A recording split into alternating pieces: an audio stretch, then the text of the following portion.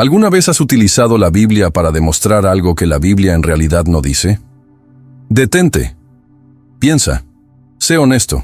No se preocupe. Todos lo hemos hecho antes. La diferencia entre quien lo hace una vez y quien lo hace toda la vida radica en una sola cosa: el método. Se trata de tener o no un método de lectura honesto. John Wesley nunca leyó un verso de forma aislada. No era una costumbre, era una convicción. Era un método deliberado, forjado a lo largo de décadas de estudio y predicación. En este episodio, el segundo de nuestra serie de 4 partes sobre cómo Wesley leía la Biblia, les voy a mostrar exactamente qué significa eso, cómo Wesley aplicó este principio en la práctica, qué dijo al respecto con sus propias palabras históricas.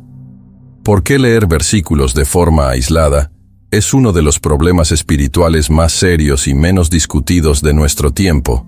¿Y cómo pueden comenzar a cambiar su propia lectura hoy mismo? Quédate hasta el final. En los últimos minutos antes del cierre, hay preguntas que pueden resultar incómodas, pero que podrían cambiar para siempre tu relación con la palabra de Dios. Antes de entrar en los fundamentos, es necesario un poco de contexto. Porque quién era Wesley es muy importante para entender por qué desarrolló este método y por qué funcionó. John Wesley nació en 1703 en Inglaterra. Creció en un hogar donde la Biblia no solo se leía, sino que se estudiaba. Con seriedad, metódicamente. En la Universidad de Oxford, donde estudió, John y su hermano Charles, junto con algunos amigos, formaron el grupo que se hizo famoso como el Club Santo, a quienes sus colegas llamaban metodistas porque tenían un método para todo: un método de oración, un método de ayuno, un método para visitar a los presos y a los enfermos, y un método de lectura de la Biblia. A lo largo de su vida, Wesley se describió a sí mismo como un hombre de un solo libro. Cuando un hombre así dice que nunca lee un versículo de forma aislada, merece la pena escucharlo con especial atención. Primer punto: ¿qué significa leer un versículo de forma aislada y por qué esto es un grave error? La trampa que todos conocen, pero que pocos reconocen en sí mismos. Permítanme comenzar con un versículo, uno de los más famosos de la Biblia. Probablemente se lo sepan de memoria. Todo lo puedo en Cristo que me fortalece. Filipenses 4:13. Probablemente hayas escuchado este versículo en sermones sobre guerra espiritual. Lo has visto en tazas, camisetas, marcos de fotos en salas de estar, subtítulos en fotos de entrenamientos en el gimnasio y discursos motivacionales de oradores cristianos. Y la interpretación popular, la que circula, es algo así: con Jesús puedo hacer cualquier cosa, superar cualquier obstáculo, enfrentar cualquier adversario, alcanzar cualquier meta que me proponga. Pero entonces, Wesley plantea su pregunta fundamental. La pregunta que se hizo antes de cualquier interpretación. La pregunta más simple y revolucionaria en hermenéutica. ¿Qué decía Pablo antes de este versículo? ¿Y después? Ve al texto. Filipenses 4, versículos 11 y 12, 2 versículos antes del famoso 13. No lo digo porque tenga necesidad, pues he aprendido a contentarme en cualquier circunstancia. Sé lo que es vivir en la escasez y sé lo que es vivir en la abundancia. He aprendido el secreto de contentarme en todo y en todo, ya sea con abundancia o con escasez, o viviendo en la abundancia o en la necesidad. Pablo escribe desde la cárcel. No habla de victorias espirituales ni de logros ministeriales. Habla de cómo sobrevivió al hambre, al encarcelamiento y a la extrema necesidad. El versículo 13 no es una declaración de poder sobrenatural sobre las circunstancias, sino una declaración de profunda satisfacción en medio del sufrimiento. La traducción más fiel de esta idea sería: puedo soportar tanto la abundancia como la miseria, porque Cristo me da la fuerza para permanecer íntegro en cualquier circunstancia. La diferencia entre ambas interpretaciones no es insignificante, superficial, ni una cuestión teológica artificial. Es la diferencia entre una teología de la prosperidad y una teología de la cruz. Es la diferencia entre un evangelio que promete recompensa material y un evangelio que promete la presencia divina en el sufrimiento. Es la diferencia entre el Pablo que conocemos por sus escritos y un Pablo que nunca existió. Esto, exactamente esto, es lo que Wesley llamaba lectura aislada, y dedicó su vida a enseñar a la gente a no hacerlo. El principio, en palabras del propio Wesley. En palabras del propio Wesley, conservadas en el prefacio de sus obras completas, un documento histórico de inmenso valor, describe su proceso de lectura con esta precisión. Busco y considero pasajes paralelos de las Escrituras, comparando lo espiritual con lo espiritual. Medito en esto con toda la atención y seriedad de la que mi mente es capaz. Si aún queda alguna duda, consulto a quienes tienen experiencia en las cosas de Dios y luego a los escritos mediante los cuales, aunque fallecidos, siguen hablando. Y lo que así aprendo, lo enseño. Nótese la fuente que usa Wesley. 1 Corintios 2:13. Pablo mismo enseñando que el Espíritu interpreta las cosas espirituales a través de otras cosas espirituales. Wesley lo tomó como un método explícito. Comparar las escrituras entre sí no era para él una técnica académica, sino una obediencia al modelo de lectura del propio Pablo. La frase que resume el problema. Hay una frase que circula en círculos hermenéuticos serios, y Wesley fue uno de sus defensores implícitos mucho antes de que se formulara de esta manera. Un texto sin contexto es un pretexto. En otras palabras, al extraer un versículo de las Escrituras, se crea un vacío. Y en ese vacío, inevitablemente, se coloca algo: la tradición, el deseo, la agenda, el miedo, la esperanza. El texto entonces te sirve a ti, y no tú al texto. Esto es exégesis inversa. Los teólogos la llaman isogesis. Se interpreta el texto de forma literal, en lugar de extraer lo que realmente dice. Un dato histórico que poca gente conoce: los versos son una invención medieval. He aquí una información que cambia la perspectiva de todo aquel que la escucha por primera vez. La división de la Biblia en capítulos y versículos numerados es una creación medieval y moderna que no existía en los textos originales. Los capítulos fueron introducidos por Stephen Langton, arzobispo de Canterbury, alrededor de 1227. Los versículos numerados del Nuevo Testamento fueron creados por Robert Estienne, un impresor francés, en 1551, según la tradición, durante un viaje a caballo entre París y Lyon. Los versículos del Antiguo Testamento en hebreo ya presentaban cierta división previa para la lectura en la sinagoga, pero la numeración sistemática es posterior. Pablo no escribió Filipenses 4:13. Pablo escribió una carta real, dirigida a una comunidad específica en Filipos, que se leería en voz alta de principio a fin a toda la congregación reunida. Una carta se lee íntegramente, con fluidez, con argumentos que se van construyendo unos sobre otros, con las emociones del autor revelándose progresivamente, y cuyo clímax solo cobra sentido gracias a todo lo anterior. La numeración se creó para facilitar la navegación dentro del texto, un propósito legítimo y útil, pero tuvo una consecuencia no deseada. Hizo que la gente pensara que cada verso era una unidad de significado independiente y completa, como si cada número fuera un aforismo aparte, una verdad autónoma que puede entenderse por sí sola. Wesley lo sabía, no en el sentido histórico que tenemos hoy, sino en la práctica. Y por eso insistía: nunca leas un versículo. Lee el párrafo, lee el capítulo, lee el libro entero. El peligro es proporcional a la belleza del verso. Hay un detalle irónico e importante. Los versos más peligrosos, leídos de forma aislada, son precisamente los más bellos, los que suelen acabar estampados en tazas y publicaciones de Instagram, porque la belleza literaria de un verso suele ser independiente de su significado contextual.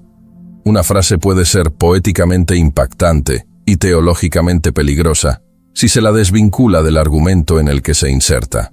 El problema no es que los versos bellos sean falsos, sino que son verdaderos, pero de una forma que requiere contexto para ser comprendidos correctamente. Wesley comprendió la diferencia entre admirar la belleza de una frase y entender la lección que encierra, y enseñó a no confundir ambas cosas. La admiración es legítima, Limitarse a la admiración es insuficiente. Segundo punto. El centro del método. La Biblia interpreta la Biblia. El legado reformado que Wesley transformó en una forma de vida. Existe un principio teológico que los reformadores del siglo XVI formularon en latín y que se convirtió en uno de los pilares de la hermenéutica protestante. A escritura interpreta a escritura. Lutero, Calvino, Zwinglio. Todos adoptaron este principio como reacción a la tradición católica medieval, que situaba la autoridad del Papa y de los concilios como árbitros finales del significado de las Escrituras. Los reformadores dijeron, no, la Biblia se interpreta por sí misma. Contiene en sí misma los recursos para ser comprendida. No se necesita una autoridad externa para saber lo que significa. Se necesita leer la Biblia con la Biblia. Wesley heredó este principio, pero hizo algo que sus predecesores no siempre hicieron. Lo vivió como una disciplina diaria de lectura. No era solo una declaración teológica, sino una práctica cotidiana que repitió durante décadas. ¿Qué significa comparar cosas espirituales con cosas espirituales?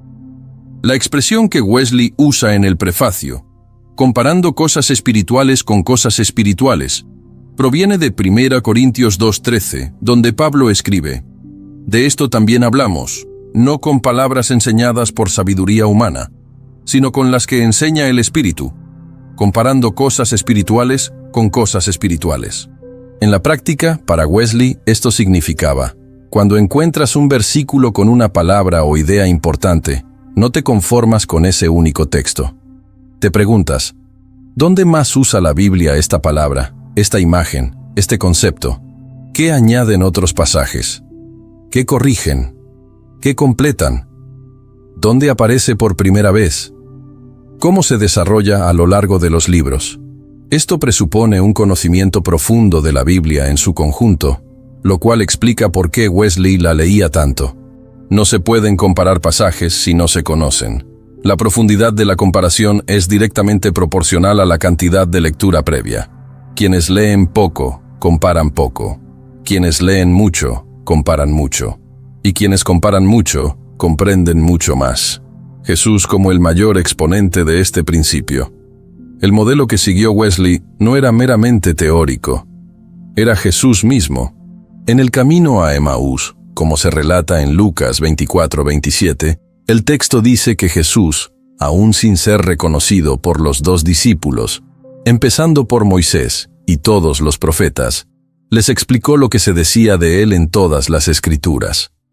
Jesús interpreta el Antiguo Testamento a la luz de sí mismo, y por extensión, demuestra que el Antiguo Testamento solo puede entenderse plenamente a la luz de Cristo, y que el ministerio de Cristo solo puede entenderse plenamente al leerlo en el contexto del Antiguo Testamento. Esto es precisamente lo que significa el principio de que la Escritura interpreta la Escritura. Los 2 testamentos son necesarios el uno para el otro. Ninguno está completo sin el otro. Wesley se tomó esto muy en serio y criticó tanto a los cristianos que ignoran el Antiguo Testamento como a cualquier lectura que no considere a Cristo como el eje interpretativo de toda la Escritura. Para Wesley, leer el Antiguo Testamento sin la perspectiva de su cumplimiento en Cristo era como leer una carta sin leer la última página. La analogía de la fe. Lo claro interpreta lo oscuro, nunca al revés. Además de comparar pasajes, Wesley trabajó con lo que los teólogos llaman la analogía de la fe. El principio es simple pero fundamental. Los pasajes más claros de la Biblia sobre un tema determinado deben esclarecer los más oscuros, nunca al revés. Si en el Apocalipsis se encuentra un texto poético y altamente metafórico sobre un tema, y Pablo ofrece una declaración directa y clara sobre el mismo tema en sus cartas, el texto claro de Pablo debería guiar la lectura del texto figurado en el Apocalipsis, y no al revés. Esto resulta devastador para varias doctrinas basadas en textos oscuros que contradicen textos claros. Doctrinas que existen porque alguien tomó una metáfora, una profecía apocalíptica o un pasaje narrativo de un contexto muy específico y utilizó ese texto difícil para redefinir lo que la Biblia enseña claramente en otros pasajes. Wesley, tenía una regla que aplicaba en esta situación. Los textos difíciles no pueden derrocar las doctrinas establecidas por textos claros. Pueden enriquecerlas, profundizarlas y cuestionarlas de manera productiva, pero no pueden anularlas. La oscuridad nunca tiene autoridad hermenéutica sobre la claridad. La Biblia como un organismo vivo, no como un catálogo de aforismos. Wesley entendía la Biblia no como una colección de afirmaciones independientes, un catálogo de verdades inconexas, sino como un organismo vivo donde cada parte existe en relación con el todo. Piensa en cómo funciona el cuerpo humano. No se entiende cómo funciona el hígado si se aísla del sistema circulatorio, el sistema digestivo y el sistema inmunitario. El hígado existe en relación con otros elementos. Fuera de esas relaciones, carece de sentido. De manera similar, Romanos 8, con su gloriosa promesa de que nada nos separará del amor de Dios, existe en relación con los 7 capítulos anteriores que desarrollan el argumento sobre el pecado, la ley, la gracia y la justificación. Separar Romanos 8 de los 7 capítulos anteriores es como sacar el corazón del pecho y preguntarse por qué no late. El Salmo 22, con su clamor inicial, Dios mío, ¿por qué me has abandonado?», que Jesús cita en la cruz, se relaciona con la trayectoria del pueblo de Israel, con la figura del justo que sufre, presente en todos los salmos, y con lo que sucede en el Calvario. Leído de forma aislada, es un lamento poético de un rey afligido. Leído dentro del conjunto de las Escrituras, es uno de los pasajes más densos teológicamente y proféticamente precisos de toda la Biblia. Este sentido de la totalidad, esta visión orgánica, era lo que Wesley quería cultivar en las personas a las que formaba, y fue lo que lo llevó a insistir, repetidamente, en todo contexto y a todo tipo de oyente: lean el libro completo, no solo el versículo. Tercer punto: las 5 capas de contexto que utilizó Wesley. Cuando decimos que Wesley nunca leía un versículo de forma aislada, debemos ser precisos sobre lo que significa contexto en el método wesleyano. No se trata simplemente de leer el versículo antes y después. Eso sería lo mínimo. El método de Wesley implicaba múltiples niveles de contexto, cada uno de los cuales añadía profundidad y precisión a la comprensión del texto. Describiré estas 5 capas en detalle. Capa 1. Contexto inmediato. El párrafo. La primera capa es la más básica y a la vez la más ignorada. El párrafo que rodea inmediatamente al versículo. Las oraciones que lo preceden y las que lo siguen directamente. El argumento del que forma parte el versículo. Si no has leído el párrafo, literalmente no tienes la información mínima para entender lo que dice el versículo. Es como intentar comprender la conclusión de un argumento sin haber escuchado las premisas. Es como unirse a una conversación en medio de la misma y dar por sentado que entiendes lo que se está diciendo. Regla de oro de Wesley: nunca interpretes, nunca cites, nunca apliques un versículo sin haber leído el párrafo completo en el que se encuentra. Siempre, sin excepción, por muy claro que parezca el versículo por sí solo. Capa 2. Contexto literario. Todo el libro, la segunda capa, es el libro en el que aparece el verso. ¿Cuál es el propósito del libro? ¿Cuál es su estructura argumentativa? ¿Cuáles son los temas centrales que se repiten a lo largo de la obra? ¿Cuál es el tono general? ¿Un lamento? ¿Una celebración? ¿Una defensa? ¿Una instrucción? ¿Una narración? El libro de Filipenses tiene un tema central: gozo y contentamiento en medio de la adversidad, fruto de la seguridad del Evangelio. Al comprender esto, cada versículo adquiere un matiz específico, un tono determinado por el conjunto. Filipenses 4:13 no suena como un eslogan motivador, sino como el testimonio maduro y afligido de un hombre que aprendió, en la dureza de la prisión, que Cristo es suficiente para cualquier situación. El libro del Eclesiastés posee una estructura argumentativa sofisticada. Es una meditación sobre la futilidad de la existencia, bajo el sol. Es decir, sin la perspectiva de la trascendencia y la eternidad. Muchos versículos del Eclesiastés parecen completamente desesperados o incluso cínicos si se leen de forma aislada. Pero dentro de la estructura del libro en su conjunto, forman parte de un argumento cuidadoso que culmina precisamente en la afirmación que los refuta. Teme a Dios y guarda sus mandamientos, porque este es el deber de todo hombre. En el método de Wesley, conocer el libro en su totalidad era una prioridad absoluta. No se limitaba a leer fragmentos. Leía libros completos. Tercera capa. Contexto histórico y cultural. ¿Quién lo escribió? ¿Para quién? ¿Y cuándo? La tercera capa es el contexto histórico y cultural de la producción del texto. La Biblia fue escrita a lo largo de aproximadamente 1500 años, en 3 idiomas, hebreo, arameo y griego, en 3 continentes diferentes, para audiencias específicas que enfrentaban situaciones históricas absolutamente concretas y distintas. Ignorar este contexto es un grave error. Es como leer un telegrama de guerra del siglo XIX y pensar que fue escrito para ti ayer. O leer una carta dirigida a tu vecino y asumir que cada palabra fue escrita pensando en tu situación personal.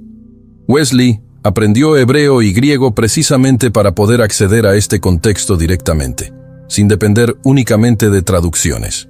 Cuando leía una carta de Pablo, quería comprender quiénes eran los Gálatas. ¿Qué problema específico enfrentaba Pablo en esa comunidad en particular? ¿Qué significaba la palabra griega que Pablo eligió usar en cierto punto del texto? ¿Y por qué era diferente de las otras palabras disponibles que Pablo podría haber elegido?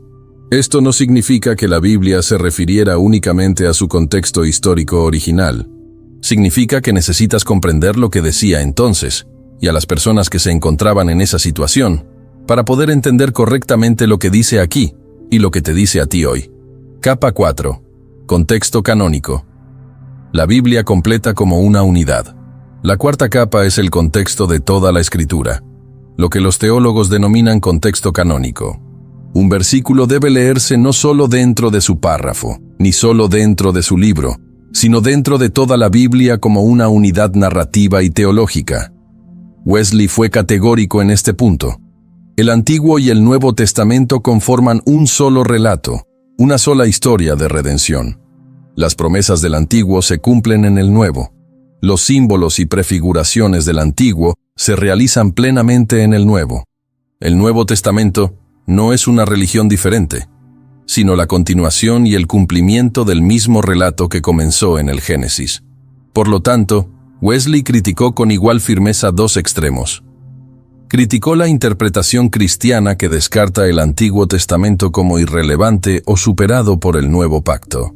Y criticó con igual vehemencia la interpretación que toma promesas y mandamientos del Antiguo Testamento y los aplica directamente al cristiano contemporáneo, ignorando toda la mediación que ofrece el Nuevo Testamento, el cumplimiento en Cristo, el Nuevo Pacto, el cambio radical en la administración de la gracia de Dios en la historia.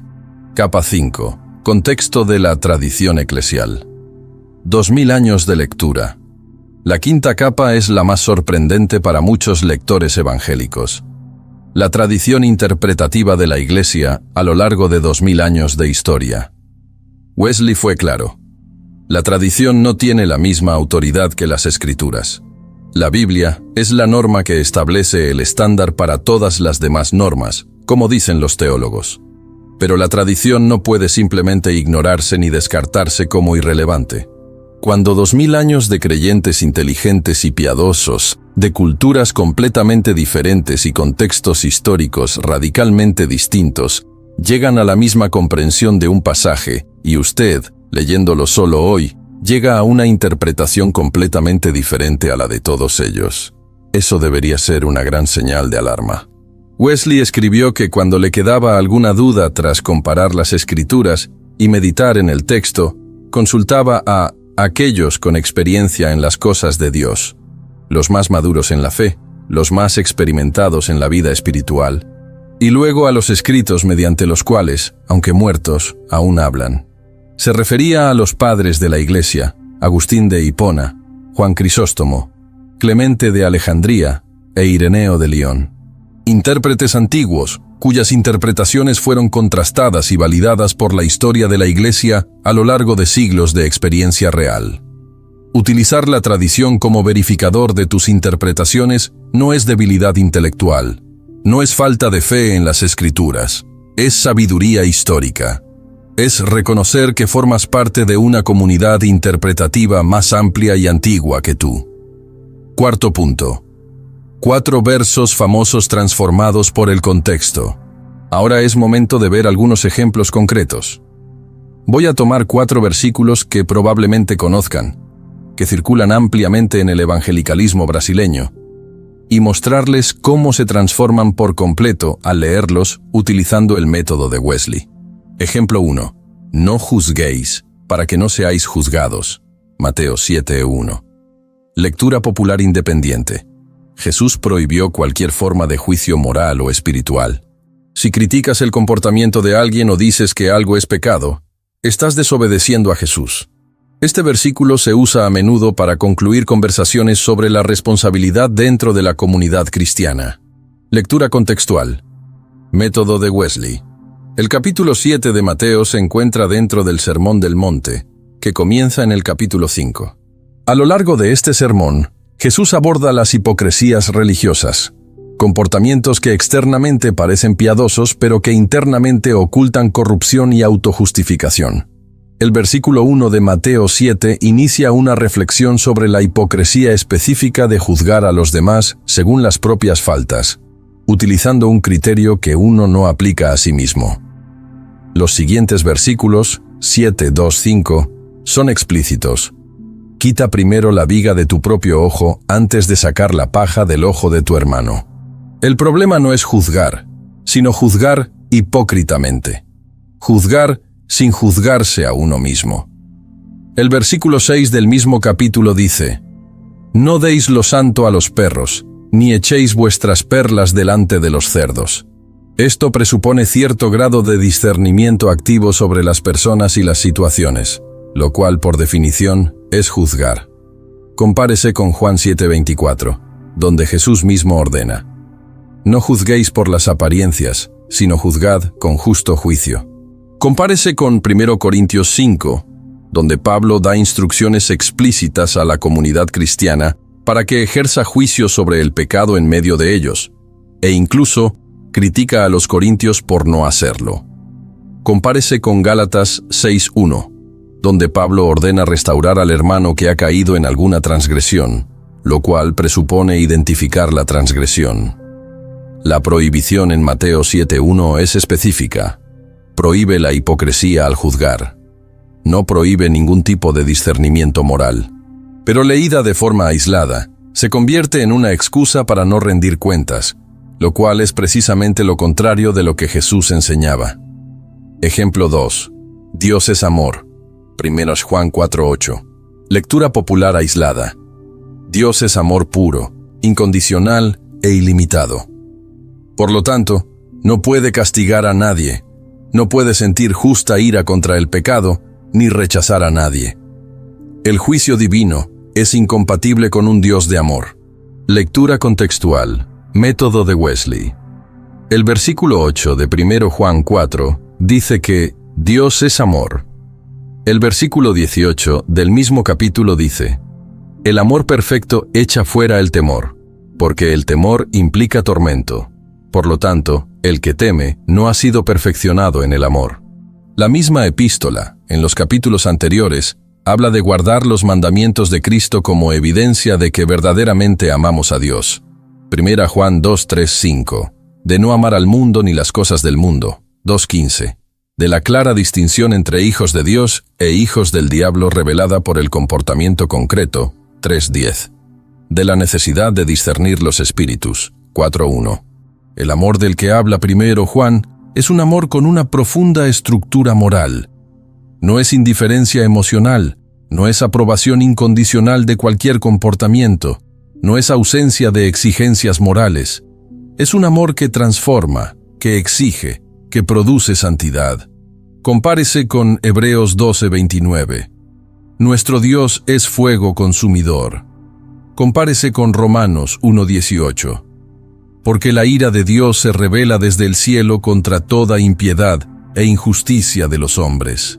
Toda la Biblia mantiene una tensión productiva entre el amor de Dios y su santidad, misericordia y juicio, y Wesley nunca permitió que un lado anulara al otro. Ejemplo 3. Yo sé los planes que tengo para ustedes. Jeremías 29:11.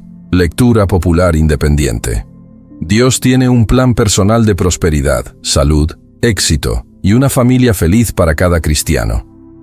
Esta promesa se aplica a todos nosotros hoy, sin importar el contexto ni las circunstancias. Lectura contextual. Método de Wesley.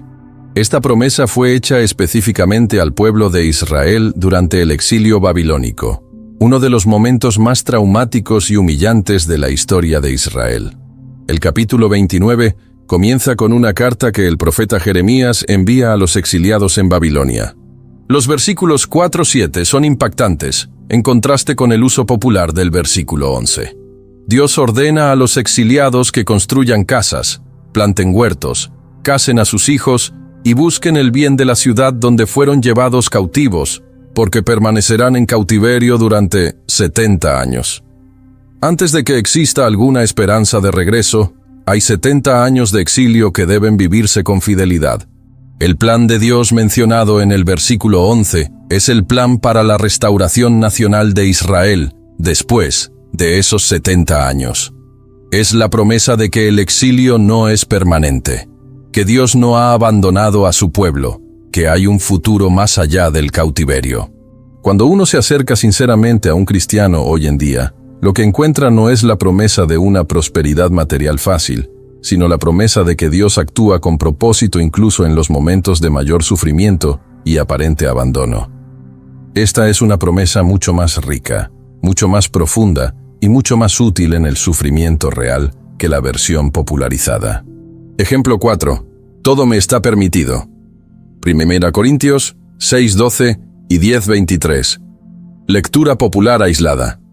Pablo declara que los cristianos gozan de libertad sin restricciones. Todo está permitido. La gracia elimina toda limitación moral. La ley ha sido abolida, y los cristianos pueden vivir como deseen.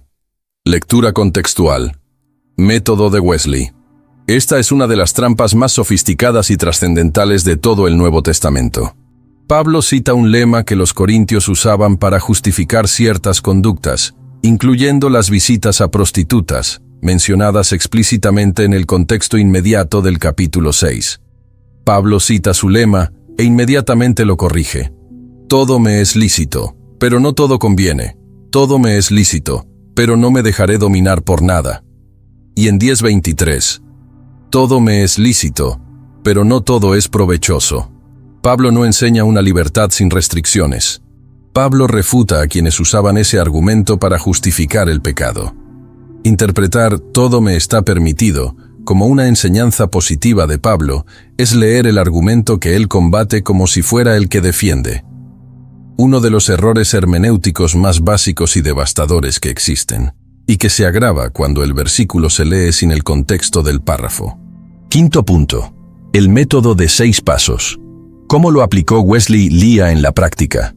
Hasta ahora hemos hablado mucho sobre el principio y sus implicaciones.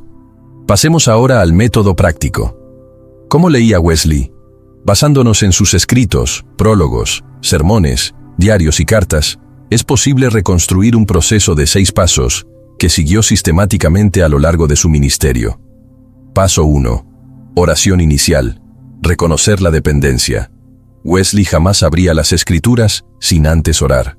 Esto no era un mero protocolo religioso sin fundamento, sino una convicción teológica con implicaciones prácticas. En sus propias palabras, en el prefacio, elevo mi corazón al Padre de las luces. Señor, ¿no es tu palabra que si alguien carece de sabiduría, pídala a Dios? Tú la das generosamente y sin reproche. Tú has dicho, si alguien quiere hacer tu voluntad, la conocerá. Yo quiero hacerla. Hazme conocer tu voluntad. Para Wesley, la Biblia es radicalmente diferente de cualquier otro libro por una razón específica. Su autor aún vive y está presente. Esto significa que leer las Escrituras es una forma de diálogo, Y todo diálogo genuino comienza con la disposición a escuchar, no solo a hablar. La oración inicial consistía en posicionarse como oyente, en declarar explícitamente: vengo aquí para comprender lo que has dicho, no para confirmar lo que ya pienso. Vengo para ser corregido, no simplemente para ser consolado. Aplicación práctica hoy. Antes de abrir la Biblia, haz una pausa. Cierra los ojos. Respira. Ora, en voz alta o en silencio. Di: Señor, quiero entender lo que has dicho. Corrige lo que no entiendo. Muéstrame lo que no veo. Ofrezco mi mente y mi corazón para ser enseñado, no para enseñar. Paso 2. Lectura secuencial de todo el libro. Wesley tenía el hábito firmemente arraigado de leer libros enteros de la Biblia. No versículos al azar, ni planes de lectura que saltan de un libro a otro cada día, sino una lectura continua de principio a fin, lo que permitía que el argumento se desarrollara por completo. Esto es importante por una sencilla razón estructural. La estructura literaria de un libro forma parte del mensaje. Pablo desarrolla argumentos progresivos en Romanos.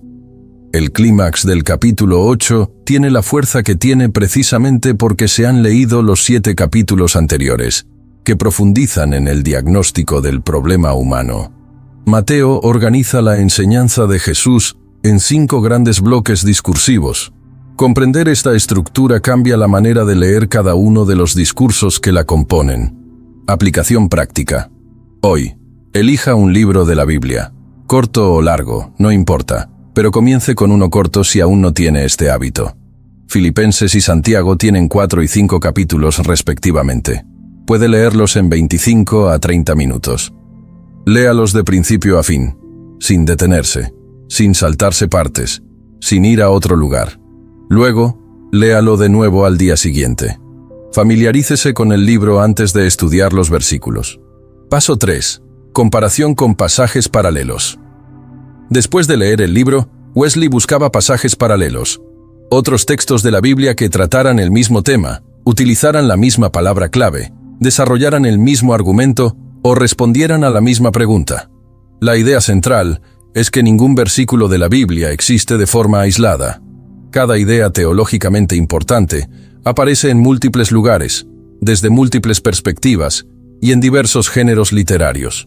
Comparar estas apariciones permite construir una imagen tridimensional de la idea, mucho más rica, completa y fiel que la que cualquier versículo por sí solo puede ofrecer. Una herramienta práctica hoy en día. Toda buena Biblia de estudio tiene referencias cruzadas en los márgenes. Números o letras, después de ciertas palabras que remiten a otros textos sobre el mismo tema. Úsalas sistemáticamente.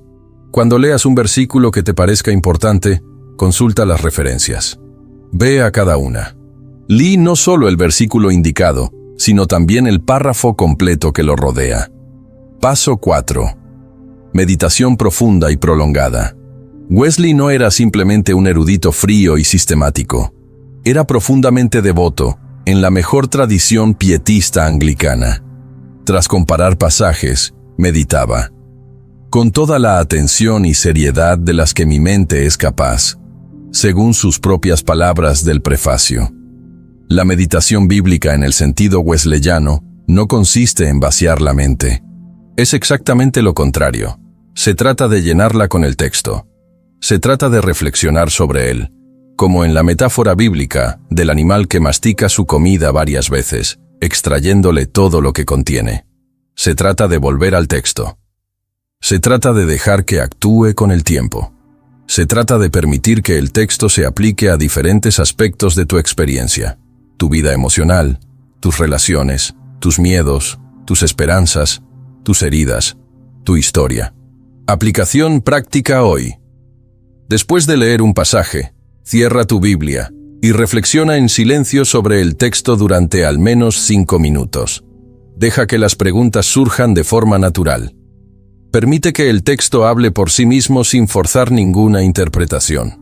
La mayoría de las reflexiones más profundas de las Escrituras no surgen en el ajetreo de la lectura, sino en los momentos de quietud y silencio que le siguen. Paso 5. Tradición y comentarios sobre la consultoría. Si tras comparar y meditar aún persistían las dudas, Wesley consultaba primero con personas más maduras en la fe, personas con más experiencia en las cosas de Dios, como él las llamaba, y luego con los grandes comentaristas y teólogos de la historia cristiana. No lo hizo por inseguridad intelectual ni por falta de fe. Lo hizo por auténtica sabiduría. Fue la humildad de reconocer que uno no es el primer ser humano en leer ese pasaje, y que 2000 años de creyentes serios, inteligentes y santos han producido un conjunto de sabiduría que uno ignoraría por su cuenta bajo su propio riesgo. Aplicación práctica hoy. Utilice comentarios bíblicos accesibles. No permita que el comentario reemplace su propia lectura. Primero lea el texto usted mismo, forme sus primeras impresiones y luego consulte el comentario para verificarlas, enriquecerlas y corregirlas. La regla de oro. El comentario está al servicio del texto, no al revés. Paso 6. Enseña lo que has aprendido. El método de Wesley no se limitaba a la comprensión privada, a la acumulación de conocimientos personales guardados para sí mismo. Se limitaba a una misión. En el prefacio afirmó explícitamente: "Y lo que aprendo, lo enseño". En el pensamiento wesleyano, el conocimiento de las Escrituras no tiene como fin la acumulación intelectual ni la comodidad personal exclusiva. Su propósito es la edificación de la comunidad, la transformación del mundo y la proclamación fiel y responsable del Evangelio. Esto tiene una importante consecuencia pedagógica. Cuando uno sabe que va a enseñar lo que ha aprendido, aprende con más cuidado, más honestidad y más responsabilidad. La perspectiva de tener que rendir cuentas ante otros sobre lo que uno afirma que dice el texto genera una seriedad que el estudio puramente individual no siempre produce de forma natural. Sexto punto. ¿Cómo empezar hoy? El método wesleyano para el cristiano promedio. Wesley no desarrolló su método para teólogos universitarios, pastores con doctorados ni intelectuales con bibliotecas privadas. Lo desarrolló y lo enseñó a mineros de carbón en Gales, a pescadores en Cornualles, a familias obreras pobres en las primeras ciudades industriales de Inglaterra, hombres y mujeres sin educación formal, sin acceso a bibliotecas ni comentarios académicos, pero que podían y debían aprender a leer la palabra de Dios con seriedad y honestidad. ¿Cómo puedes aplicar esto a tu vida cotidiana hoy en día, con el tiempo y los recursos limitados de los que dispones? Ejercicio 1. Lee libros completos, no solo versículos sueltos. Esta semana, elige un libro corto de la Biblia. Filipenses tiene 4 capítulos y se puede leer en 25 minutos. Santiago tiene 5 capítulos, 30 minutos. Primera Juan también tiene 5 capítulos. Colosenses tiene 4. Ruth tiene 4. Jonás tiene 4. Lee el libro entero, de una sola vez, sin parar, sin saltarte partes, sin abrir otra pestaña en tu teléfono, sin leer ningún comentario. Simplemente lee. Luego, léelo de nuevo al día siguiente. Después, léelo una tercera vez, más despacio, con una libreta al lado para anotar lo que te llame la atención. Los temas recurrentes, las preguntas que surjan, las frases que te parezcan clave. Observa cómo los versículos que ya conocías de memoria adquieren un significado completamente diferente dentro del argumento general del libro. Esta experiencia, en sí misma, puede transformar de manera permanente y profunda tu relación con la Biblia. Ejercicio 2. Utilice las referencias cruzadas de forma seria y constante.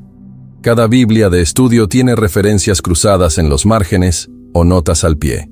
Cuando encuentres un versículo que te parezca importante, una promesa, una doctrina, un mandamiento o una afirmación teológica, consulta las referencias cruzadas. Anótalas. Lee cada una. No solo el versículo indicado, sino también el párrafo completo que lo rodea.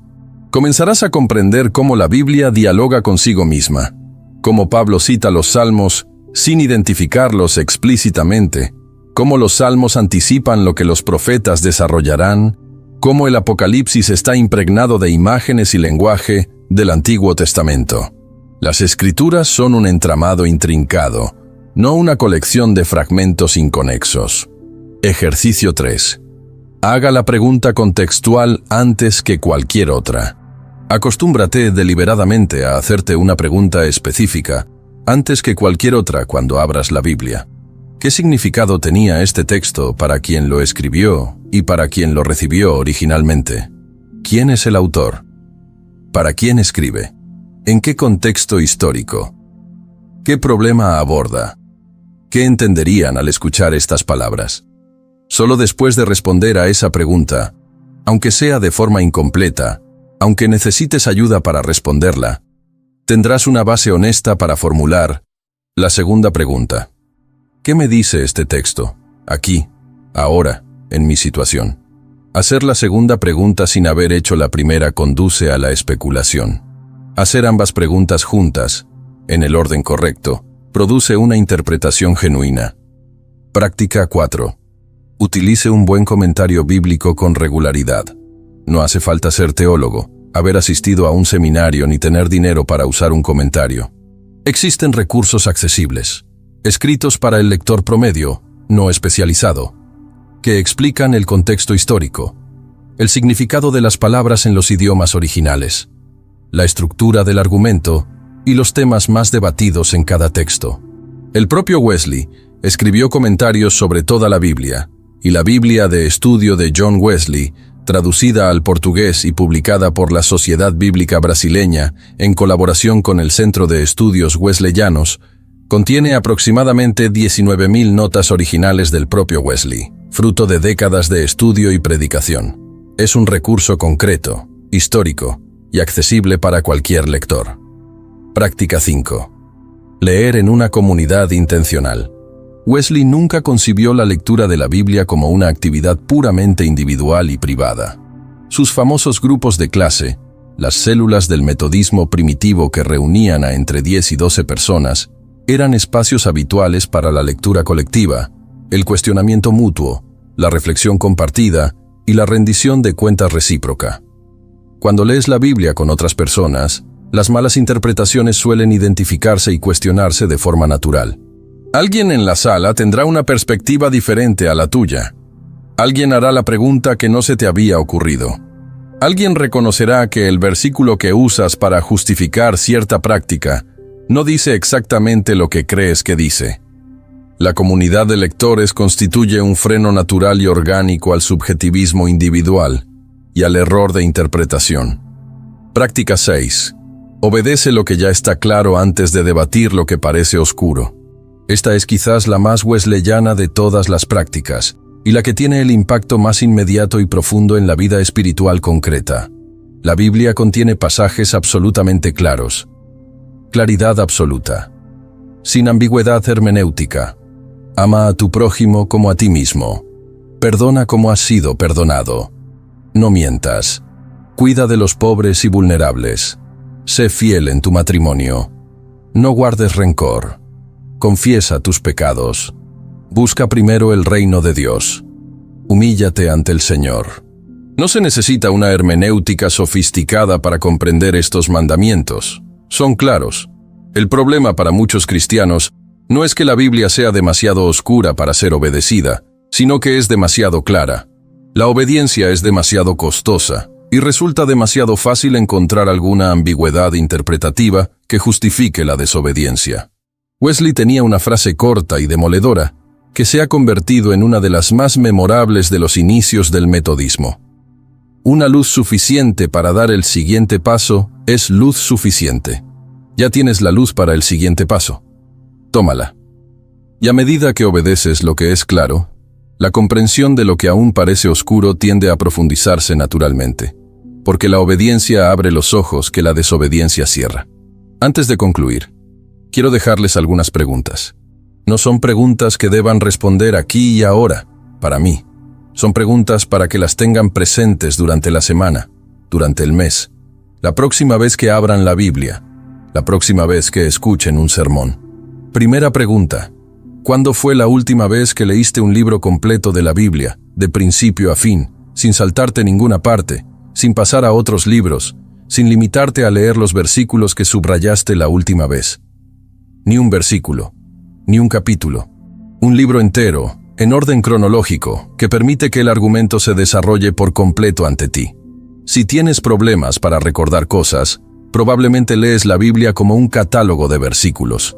Y ese es precisamente el hábito que Wesley combatió durante décadas, no en el ámbito académico, sino entre la gente común a la que educaba. Segunda pregunta. ¿Existe alguna doctrina que usted defienda, alguna creencia que sostenga con convicción, algún comportamiento que justifique espiritualmente, basándose en solo 1 o 2 versículos, y nunca haya consultado el contexto completo de esos versículos? Sé honesto. Tercera pregunta. Cuando alguien te presenta un versículo bíblico para convencerte de algo, ya sea un predicador, un amigo o un líder de tu comunidad, ¿cuál es tu primera reacción? ¿Aceptas el versículo como un argumento suficiente y definitivo? ¿O te preguntas instintivamente, ¿y el contexto? Porque aceptar un solo versículo como prueba definitiva de algo es precisamente lo que abre la puerta a toda forma de manipulación espiritual. Cada herejía en la historia del cristianismo se ha construido sobre versículos bíblicos. La diferencia entre ortodoxia y herejía a menudo no radica en la presencia o ausencia de versículos, sino en la presencia o ausencia de un contexto veraz. Cuarta pregunta. Especialmente para líderes, predicadores y maestros. Cuando preparas una enseñanza o un mensaje, este se origina dentro del texto. A partir de lo que el texto dice realmente cuando se lee en contexto, se compara con otros pasajes y se entiende en su argumento original. O el texto sirve de apoyo al mensaje que ya habías decidido dar incluso antes de abrir la Biblia. La diferencia entre exégesis e isogesis radica en la diferencia entre servir a la palabra y usarla. Y solo tú sabes con sinceridad cuál de las dos cosas ocurre cuando te preparas y cuando predicas. Hoy se han marchado de aquí con el principio del método de John Wesley. Nunca leas un versículo de forma aislada. Este es el segundo episodio de una serie de 4 partes sobre cómo John Wesley leía la Biblia. En el tercer episodio, abordaremos el verdadero propósito de que Wesley leyera la Biblia. Si este contenido te ha resultado útil hoy, si algo que escuchaste te hizo ver la Biblia desde una perspectiva diferente, si alguna pregunta te inquietó de una manera que vale la pena explorar, si te fuiste de aquí con algo concreto para cambiar en tu lectura, entonces compártelo con alguien que creas que lo necesita. Suscríbete al canal y activa las notificaciones para no perderte los próximos episodios de la serie. Deja un comentario. ¿Qué versículo siempre has interpretado de una manera y, después de hoy, lo ves desde una perspectiva diferente? Esa es precisamente la conversación que vale la pena tener aquí. Que Dios te conceda sabiduría, paciencia y amor para leer su palabra tal como fue escrita, y como merece ser leída, en su totalidad, como una historia, como un pacto, como una carta de un padre que nunca te abandona. Hasta el próximo episodio. Que la paz del Señor Jesús esté con ustedes.